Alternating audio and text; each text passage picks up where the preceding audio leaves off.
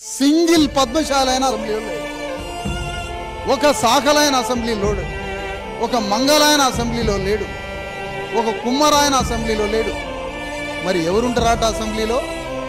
రెడ్డి వెలమ దొరలు ఉంటారట. 100కి 4 లేని వాళ్ళు 50 మంది ఎమ్మెల్యేలట. 100కి 90 మంది ఉన్నోళ్ళు మనకి రాజ్యంలో చోటు లేదు.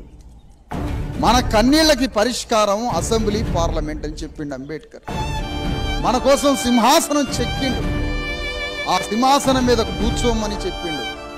అందుకోసమే మీ చేతికి ఓటనే ఖడ్గాన్ని ఇస్తున్నా, సింహాసనాన్ని చెక్కి పెట్టాను, ఆ సింహాసనం మీదకి పోయి కూర్చోండి అని మనందరి చేతిలో ఓటకు పెట్టిండు. ఆయన చివరిగా చనిపోయేటప్పుడు, నేను ఆ సింహాసనం మీద నా దేవుళ్ళని కూర్చోబెడదామనుకుంటే ఆ సింహాసనం మీద దెయ్యాలు వచ్చి కూర్చున్నాయని మనాది పడి చచ్చిపోయాడు.